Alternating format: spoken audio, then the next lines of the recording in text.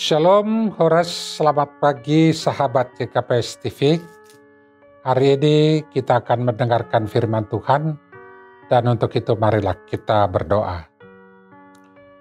Bapa yang mengasihi kami di dalam Yesus Kristus, Tuhan Juru Selamat kami yang hidup. Kami bersyukur untuk setiap kasih karunia Tuhan yang tercurah bagi kami. Demikianlah hari baru ini pun kami imani adalah pemberian dan anugerah Tuhan saja bagi kami.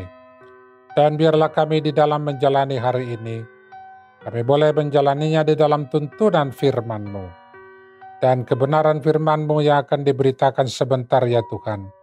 Tolonglah kami untuk dapat mengerti dan kami boleh menghidupi. Dalam nama-Mu yang kudus ya Yesus, kami berdoa. Amin. Saudara-saudara yang dikasihi Tuhan Yesus Kristus, firman Tuhan bagi kita hari ini diambil dari kitab Yesaya pasal 65 ayatnya yang ke-25. Demikian firman Tuhan tertulis di sana. Serigala dan anak domba akan bersama-sama makan rumput.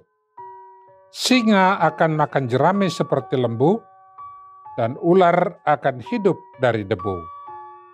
Tidak ada yang akan berbuat jahat atau yang berlaku busuk di segenap gunungku yang kudus. Firman Tuhan. Amin. Saudara-saudara yang dikasihi Tuhan Yesus Kristus.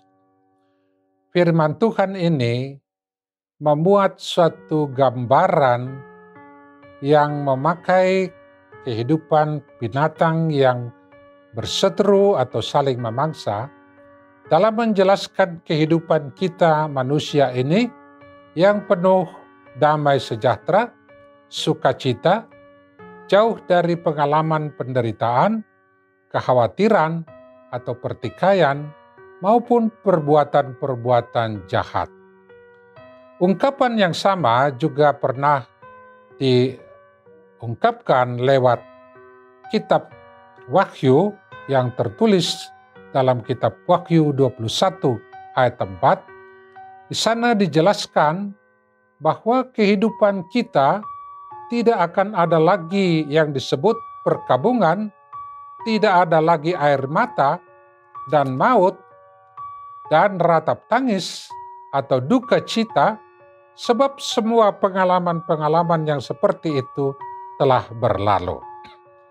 Saudara-saudara, sebagai suatu gambaran, maka tentu kita memahami apa yang digambarkan itu tidak secara harafiah.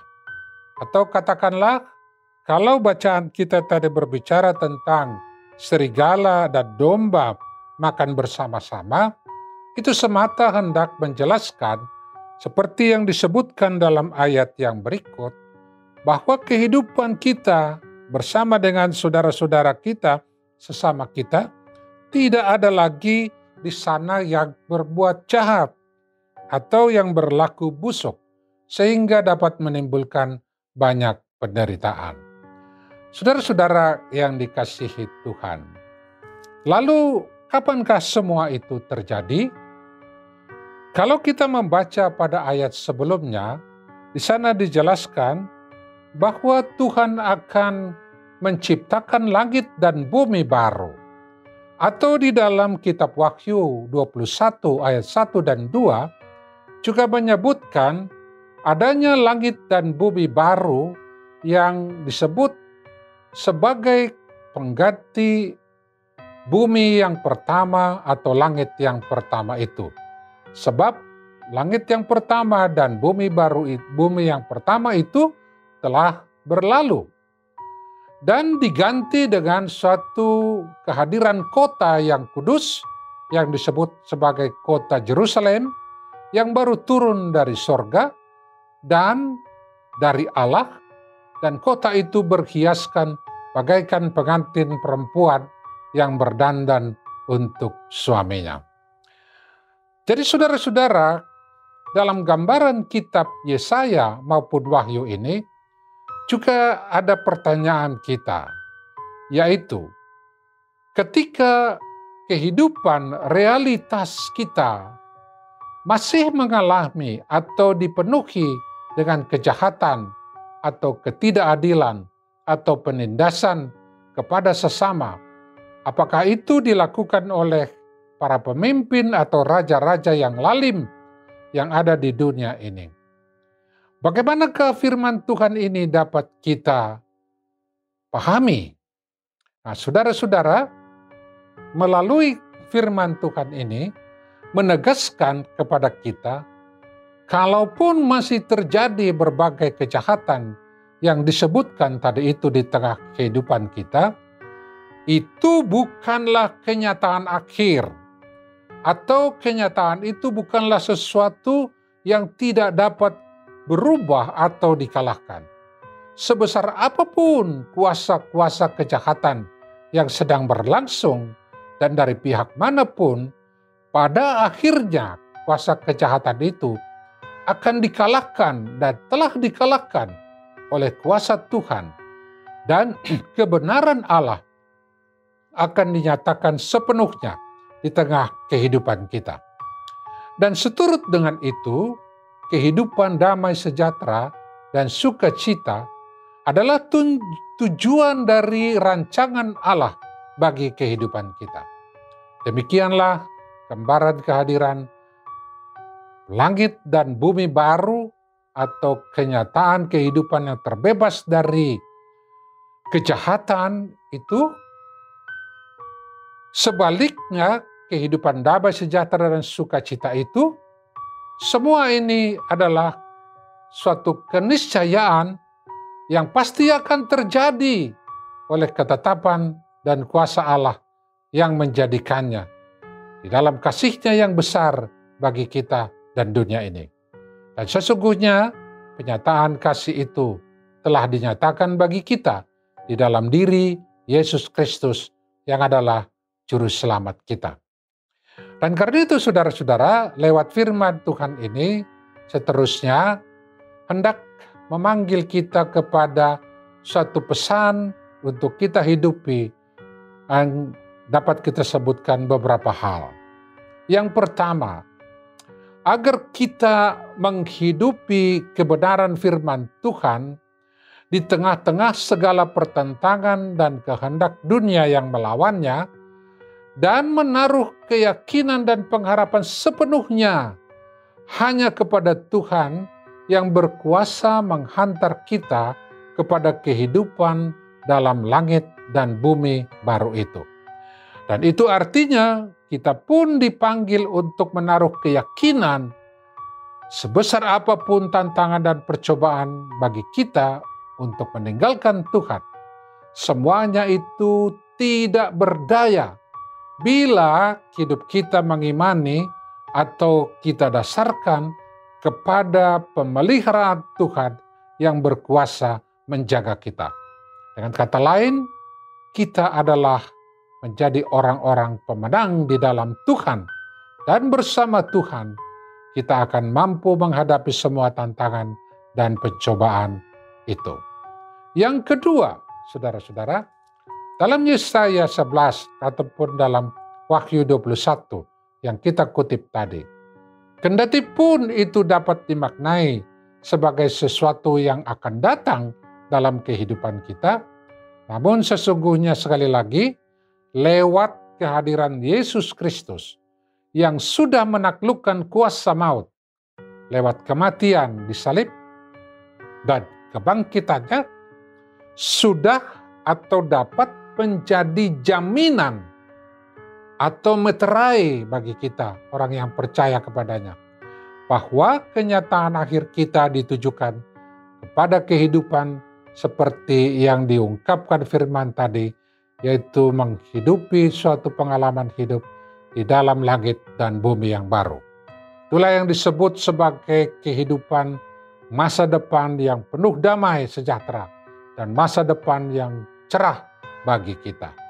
Oleh karena itu, sekali lagi, pada masa hidup kita sekarang ini, berita keselamatan itulah atau Injil itulah yang seharusnya menjadi tugas orang-orang percaya atau gereja Tuhan di dalam menyaksikannya kepada dunia ini. Dengan kata lain, gereja Dan orang-orang percaya haruslah menghidupi suatu pengharapan yang hidup dalam Tuhan, bahwa sekalipun pertentangan dan permusuhan masih menjadi pengalaman realita yang ditujukan untuk menggagalkan rancangan damai sejahtera dan sukacita dari Tuhan kepada dunia ini, maka penghukuman akhirlah, atau pada penghukuman akhirlah, bagi segala perlawanan dan kejahatan itu akan dinyatakan ketika Yesus Kristus datang kembali ke dunia ini. Dia datang sebagai Raja dan Hakim bagi orang yang mati maupun bagi orang yang hidup. Dan pada saat itulah semua kuasa-kuasa kejahatan itu akan dikalahkan sepenuhnya. Dan karena itu kita orang-orang yang percaya, yang sudah dipilih oleh Tuhan dan diselamatkan, maka kalaupun kita harus masih mengalami kejadian-kejadian yang dapat membawa pergumulan dan permusuhan oleh iman kita, panggilan kita adalah tetaplah setia dan menghidupi kebenaran firman Tuhan sepanjang hidup kita, sehingga mahkota kehidupan itu sungguh-sungguh menjadi bagian kita dan menjadi milik kita. Terpujilah nama Tuhan kita, Yesus Kristus. Amin. Mari kita berdoa. Kami bersyukur ya Tuhan untuk kebenaran firman-Mu yang sudah diberitakan kepada kami saat ini, di mana oleh kuasa Tuhan dapat menghadirkan suatu kondisi kehidupan, damai sejahtera dan sukacita, jauh dari kuasa-kuasa yang dapat mendukakan kehidupan kami dan terlebih hati Tuhan, lewat kehadiran si jahat yang dapat merusak kehidupan kami. Dan Bapa, di tengah kehidupan yang sekarang, kendati pun masih berlangsung banyak kejahatan, kami percaya kuasa Tuhan akan dapat memenangkan kami dalam menghadapi ketika kami boleh bersandar dan mengandalkan Tuhan yang memelihara kehidupan kami. Karena itu biarlah setiap saat kami boleh berserah kepadamu, juga di dalam hari ini, dalam mengerjakan tugas tanggung jawab kami. Biarlah pertolongan Tuhan senantiasa yang menjadi sukacita dan kekuatan bagi kami. Dalam nama-Mu yang kudus ya Yesus, kami berdoa. Amin.